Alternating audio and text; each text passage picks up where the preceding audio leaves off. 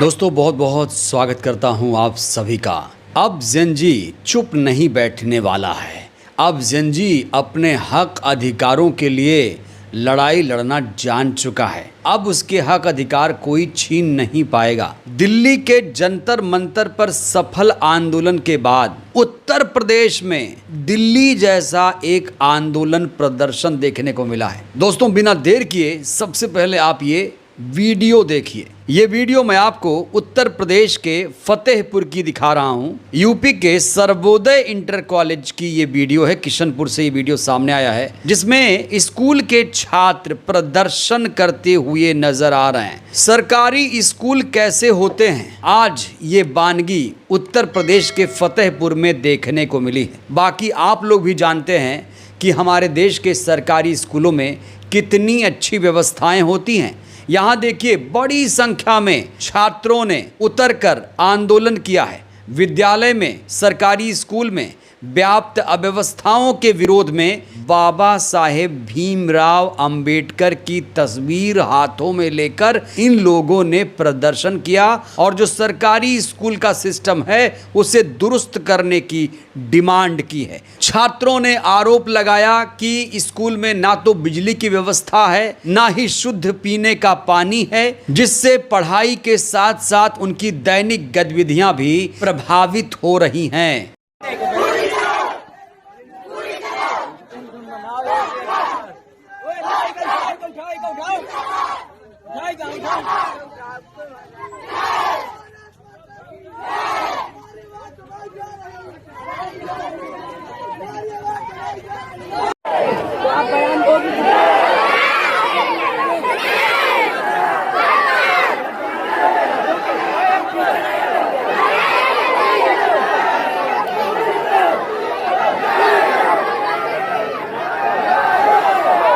सोचिए सरकारी स्कूलों में अगर व्यवस्थाएं होती तो क्या इन छात्रों को सड़क पर उतरकर आंदोलन करना पड़ता। दोस्तों सबसे हैरानी की बात तो यह है कि यहाँ का प्रिंसिपल छात्रों के साथ अभद्र व्यवहार करता है। ये गंभीर आरोप लगाया है इन छात्रों ने साफ तौर से कह दिया है कि स्कूल में कोई भी ढंग की व्यवस्था नहीं है। ना तो बैठने की व्यवस्था है, ना तो पढ़ाई करने की व्यवस्था है, ना तो स्कूल में टीचर सही समय पर आते हैं, बिजली नहीं आ रही है, पंखे नहीं चल रहे हैं स्कूल में, पीने का पानी नहीं है, पीने के पानी तक का संकट है।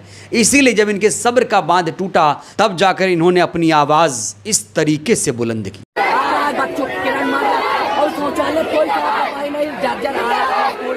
बच्चों को खाना में सही ढंग का मिलता नहीं और हम लोग मिलकर धरना दिए तो शिक्षकों को कोई तरह आगे नहीं आने दे रहा, उनको रोक रहा है।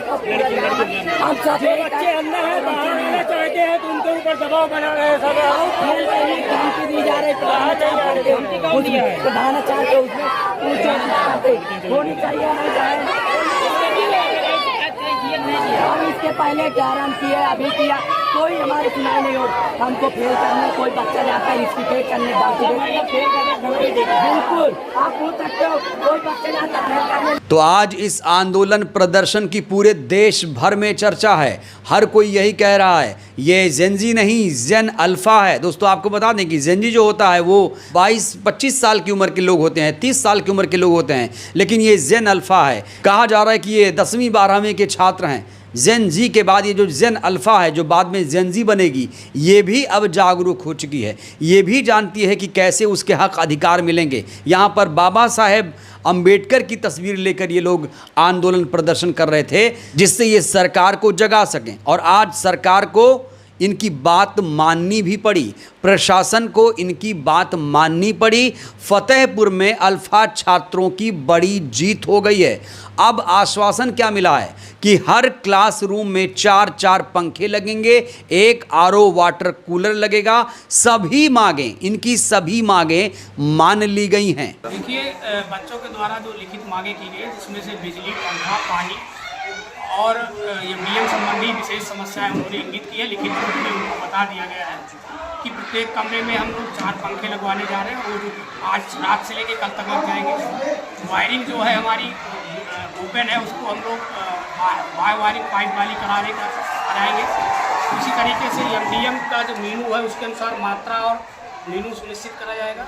जो 6, 7, 8 के बच्चों को डेस्क बेंच नहीं है उनको 1 महीने के अंदर डेस्क बेंच की व्यवस्था कराई जाएगी।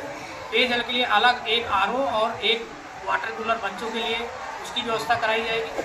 ये सब चीज़ें एक जो जल्दी हो सकती है वो जल्दी हो जाएगी। तो जब लिखित में आश्वासन दिया गया तब जाकर ये धरना खत्म हुआ। सोचिए दोस्तों, हमारे देश के जो युवा हैं वो कितने ज़्यादा जागरूक हैं, इनकी जितनी तारीफ की जाए वो कम है। सोचिए, इन लोगों ने अपने हाथों में बाबा साहेब की तस्वीर ले रखी थी। इन्हें पता है कि संविधान बाबा साहेब ने लिखा है और बाबा साहेब अधिकारों की बात करते थे, उस समानता की बात करते थे, बंधुत्व की बात करते थे और कहते थे कि शिक्षा शेरनी की वो दूध है, जो पिएगा वो दहाड़ेगा। इसीलिए शिक्षा पाने के लिए इन छात्रों को सड़क पर उतरना पड़ा।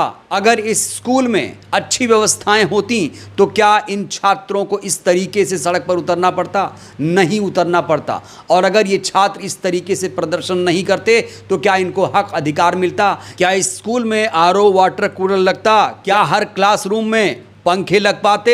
नहीं लग पाते। इसीलिए लोग इन छात्रों के जज्बे को सैल्यूट कर रहे हैं। बहुत सारे लोग सोशल मीडिया पर इनकी तारीफ कर रहे हैं। इसको लेकर सोशल एक्टिविस्ट नेहा भारती ने लिखा है, ये भी जेनजी हैं, अब इन पर सरकार कौन से मुकदमे लगाएगी?